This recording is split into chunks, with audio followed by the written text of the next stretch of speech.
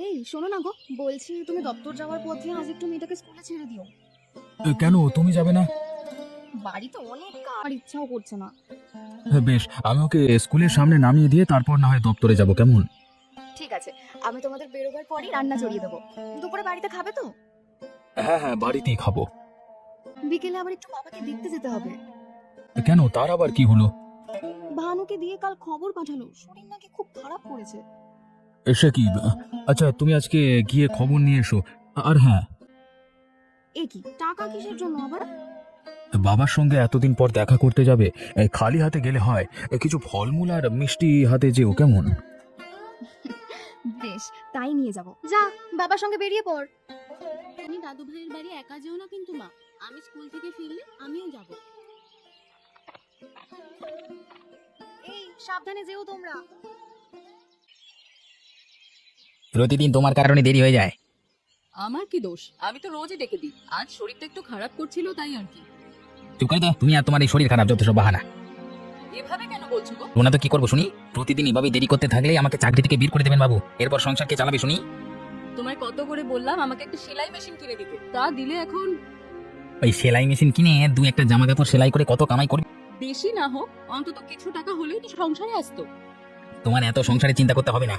পরে লোকে বলবে আমি বইয়ের টাকায় সংসার চালাই যত সব।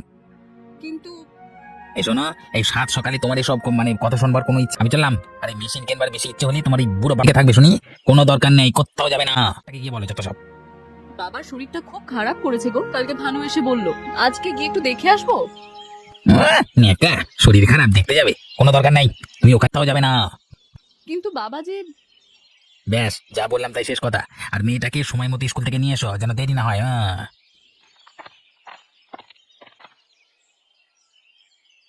কি হলো রাখি, কোনো কথাবার্তা নেই, এখানে একা একা বসে আছিস কেন? কিছুই ভালো লাগছে না রে। কেন, কি হয়েছে? জানি না, ইচ্ছে দূরে কোথাও পালিয়ে যাই। এইসব কি বলছিস তুই? তুই ঠিক আছিস তো? তোকে কি কেউ কিছু বলেছে? না না, কেউ কিছু বলেনি, কিন্তু কিন্তু কি? তুই তো আমাকে সব বলিস রে, কি হয়েছে? আমার আর বাড়িতে তন্দ্র তারা শান্তিতে থাকে না। ভালো লাগে না, কোনো শান্তি নেই, শুধু ঝগড়া আর ঝগড়া। কে ঝগড়া করেছে তোর সাথে?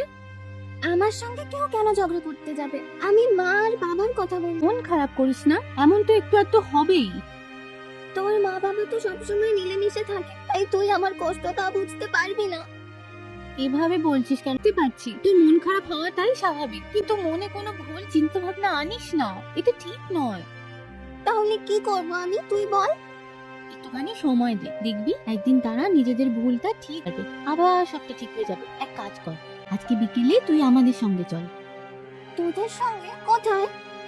আমি আর মা আজকে দাদু ভাইয়ের বাড়িতে যাচ্ছি, দাদু ভাইকে দেখতে। তুইও চল, দেখবি ভালো লাগবে। বেশ, তাহলে তোরা যাওয়ার সময় আমাকে সঙ্গে নিয়ে যাস।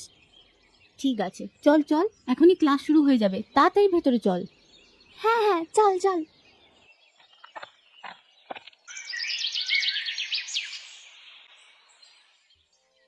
কেমন আছো বাবা? মা লতা, কতদিন পর তোকে দেখলাম। আয় মা, আমার পাশে বস। খবর পাঠালে তাই ছুটে এলাম। এত কাজ থাকে বাড়িতে, আমি সময়ই পাইনি গো, ক্ষমা করে দিও বাবা। না না মা, এভাবে বলতে নেই।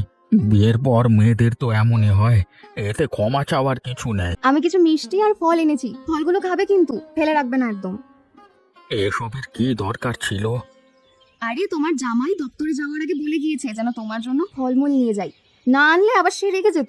পূজা, রাখি, তোমরা কেমন আছো দাদু ভাই? আমরা খুব ভালো আছি দাদু।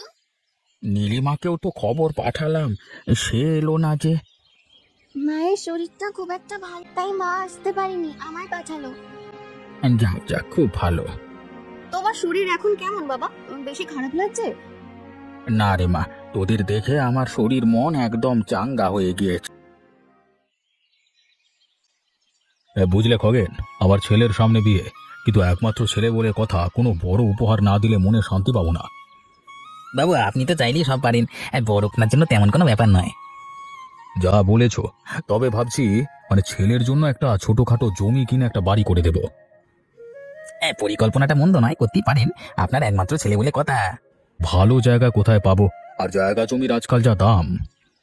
আমি যদি একটা ভালো জায়গার সন্ধান দিতে পারি তবে আমার হাতে ওই বাবু বাড়ি করার টাকা তুলে দিতে দুবার ভাববেন না।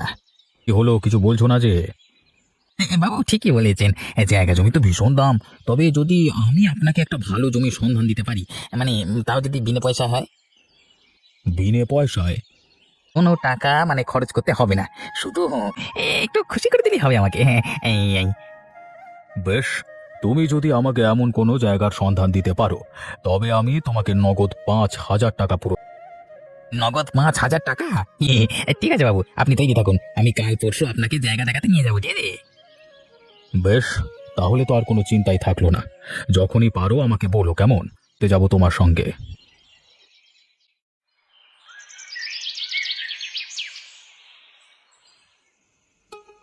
এ কি, তুমি আবার না খেয়ে বসে আছো কেন? তোমরা আগে খেয়ে নাও, আমি। এসব আমার একেবারে পছন্দ নয়। আমাদের সঙ্গে এখনই খাবে, তুমি শুরু করো। তুমিও পারো। বেশ, এই যে নিচ্ছি খাবার। দেখে এলে তোমার বাবাকে? হ্যাঁ গো, দেখে এলাম। ও একটা ভালো নয়, না খেয়ে খেয়ে একদম শুকিয়ে কাঠ হয়ে যাচ্ছে মানুষটা। সে কি, তো তুমি সঙ্গে করে এখানে নিয়ে এলে না কেন? হ্যাঁ, বলছো? তাহলে বাবাকে এখানে নিয়ে আসি কিছুদিন, একটু যত্ন আত্তি করলাম। সে আবার জিজ্ঞেস করবার কি আছে? আর কয়েকদিন কেন? আরে এখনই গিয়ে নিয়ে এসো, যতদিন সুস্থ না হয় আমাদের সঙ্গেই থাকুক। বেশ, আমি তাহলে কাল গিয়েই বাবাকে নিয়ে আসবো। জানো, বারবার শুধু নীলিমার কথা জিজ্ঞাসা করছিল। কেন করতে?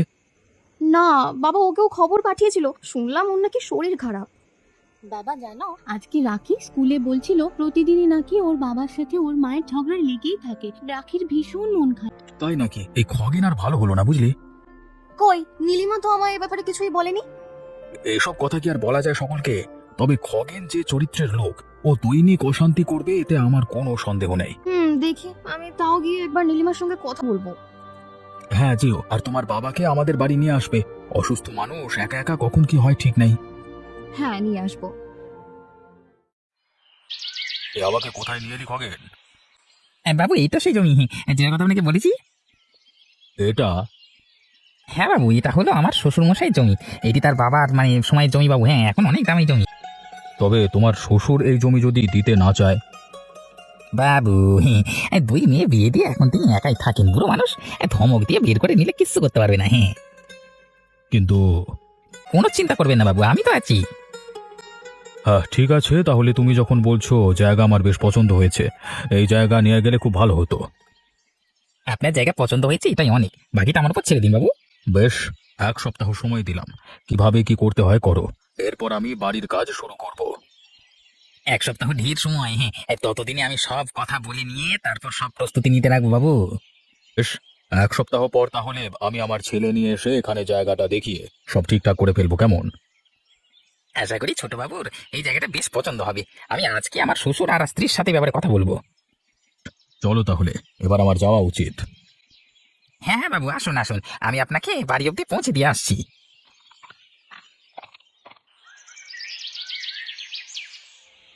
আজ সামনে গেছিলাম। কখন? বাবার সঙ্গে দেখা হয়েছে তোমার? না, দেখা তো হয়নি, আমি ভেতরে যাইনি। বাড়ির সামনে যখন গেলেই একবার তো দেখা দিয়ে আসতে পারতে, একটু দেখে আসতে তুমি যে কেমন আছেন উনি। আমার বুঝে আমি সব ফেলে তোমার বাবার কাছে গিয়ে সময় নষ্ট করব? না না, সেটা বলছি না, একটু দেখে আসতে। আমি তার বাড়ির পাশেই মনের সুখে যাইনি, আমি গেছিলাম অবিনাশ বাবুর কাজে, বুঝলে? ও আচ্ছা, শুনলাম কাল নাকি লতা বাড়িতে নিয়ে যাবে, কিছুদিন বাবা সেখানেই থাকবেন। তাই নাকি? কালকে তাহলে আমরা লতার বাড়িতে যাব। বাকি যা কথা হওয়ার সেখানেই হবে, বুঝলে? কি কথা? সেটা তোমার এখন জানতে হবে না। কালকে আমার সঙ্গে লতে। এখন ঘুমাতে দাও আমাকে, খুব ঘুম পাচ্ছে।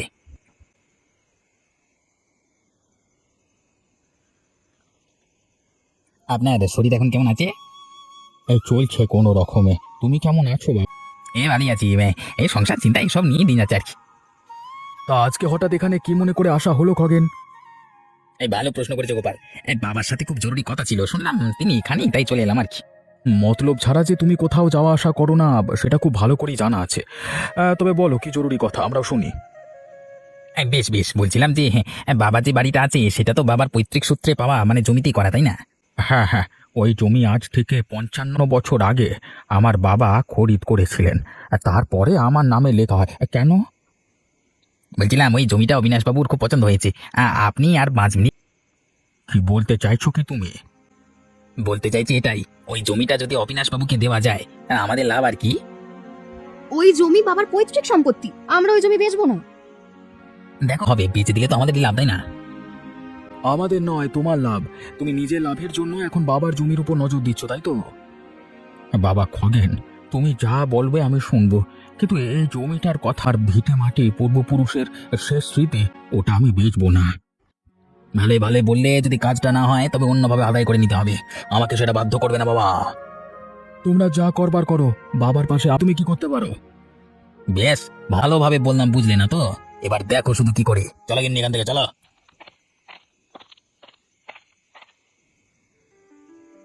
বাবু একটা ছোট্ট সমস্যা। কি সমস্যা?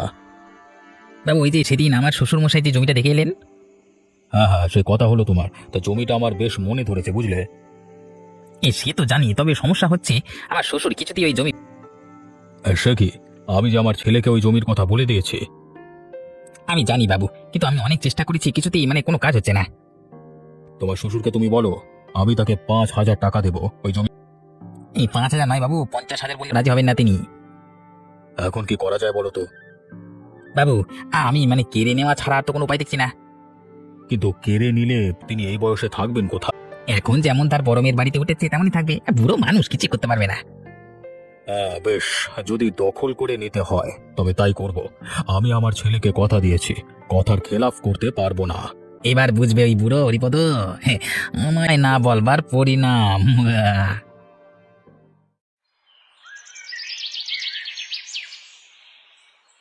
খগেন, এসব কি করছো? ভাই দেখলে, এই তো সবে শুরু, সামনে দেখো আর কি হয়। তুমি খুব অন্যায় করছো খগেন। আমি তো শুরুতেই খুব ভালোভাবে বুঝিয়েছিলাম, তোমরা বুঝলে না, তার পরিণাম হচ্ছে এটা। কোনো আইনি ব্যবস্থা বা নির্দেশনা ছাড়া তুমি এভাবে খগেন? এই যে আইনের কথা তুমি বলছো, সেই আইনও অবিনাশ বাবুর টাকার জোরে কিনে নিয়েছেন, বুঝলে। তোমরা যে অন্যায় করছো, ঘোর অন্যায়, সেই খেয়াল কি তোমাদের আছে? যা হচ্ছে হতে দাও গোপাল, বেশি তোমার বাড়িতেও হামলা করতে সময় লাগবে না। বেশ, এখন যাচ্ছি, কিন্তু আমি ফিরে আসবো। আরে যাও যাও, জানা আছে কদ্দূর যেতে পারবে তুমি, চত্বর। তুই এখানে কেন এসেছিস? আমি বাবাকে দেখতে এসেছি দিদি। তোর স্বামী বাবার বাড়িটা ভেঙে চুরমার করেছে, বাবার ওই জমিটা ওই মোড়ল অবিনাশের হাতে তুলে দিতে উঠে পড়ে লেগেছে, আর তুই? বিশ্বাসে অনেক চেষ্টা করেছি তাকে আটকানোর, কিন্তু সে কোনোভাবেই শুনতে রাজি নয়।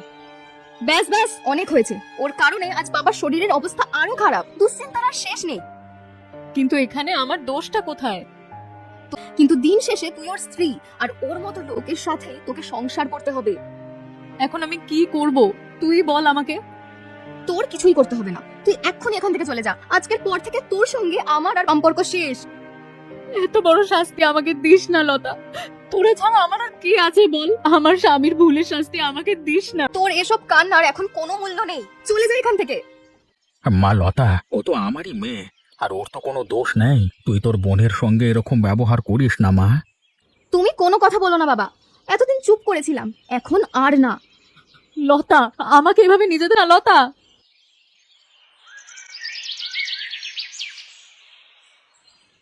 বাবা, তোমায় আমি একটা কথা বলতে চাই। কি হয়েছে মা, বলো আমাকে, বলো। জানো, আয়ের সঙ্গে দেখা করতে গিয়েছিল, তাই নাকি? আরে ভালো তো। কিন্তু লতা কাকিমা মাকে অনেক অপমান করেছে। কেন? কারণ তুমি দাদু ভাইয়ের জমিটা মোড়লকে দিয়ে দিচ্ছ, আর এই জন্য বলেছে যেন মা ওদের সাথে আর কোনো সম্পর্ক না রাখে। আর কি হলো সেখানে? এরপর লতা কাকিমা মাকে ধাক্কা দিয়ে ঘর থেকে বের করে দিয়েছে। পূজাকেও আমার সঙ্গে কথা বলতে বারণ করে দিয়েছে। পূজার সঙ্গে কথা বলতে যাও না। বাবা, তুমি এসব করা বাদ দিয়ে দাও, দাদু ভাইয়ের জমি দাদু ভাইকে ফেরত দিয়ে দাও, তাহলে আমরা আবার সকলে আগের মতো হয়ে যাব। বাবা, মা তুমি ছোট মানুষ, তোমার এসব ব্যাপারে কথা বল। আমি যা করেছি তোমার জন্য করেছি, বুঝলে। কিন্তু বাবা, দাদু ভাই যে। আরে মা, খুব আদরের স্বরে বলছি, আর যেন এইসব ব্যাপারে তোমাকে মাথা ঘামাতে না দেখি। হ্যাঁ, যাক ঘুমাতে দাও, ঠিক আছে?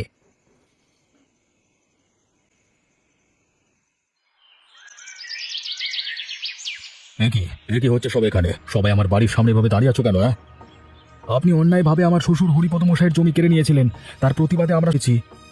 এই এই, তোমরা সবাই পেয়েছো নাকি? হ্যাঁ, এসব করলে আমরা দমে যাবো ভেবেছো নাকি? চল বাবা দে বাও। আমি গোপাল দাদাকে বলেছিলাম মানুষ জড়ো করে এখানে নিয়ে আসতে। তুমি, তোমার এত সাহস? আজকে বাড়ি চলো, তারপর দেখাবো তোমার। কিছুই করতে পারবে না, কারণ আজ এই মুহূর্ত থেকে আমি তোমার সঙ্গে সমস্ত সম্পর্ক শেষ করছি। আমিও মায়ের সঙ্গে তোমার ফেলে চলে যাব বাবা, আমিও থাকবো না তোমার সঙ্গে। খগেনের তো সংসার ভাঙছে, আর এই অন্যায়কারী ধূর্ত মোড়লকে আজকে ক্ষমতা থেকে সরিয়ে ছাড়বো। ওরে বাবা, ওরে বাবা, খগেন এ কি করলি রে? এখন যদি ক্ষমতায় না থাকে আমি জমি দিয়ে কি করবো?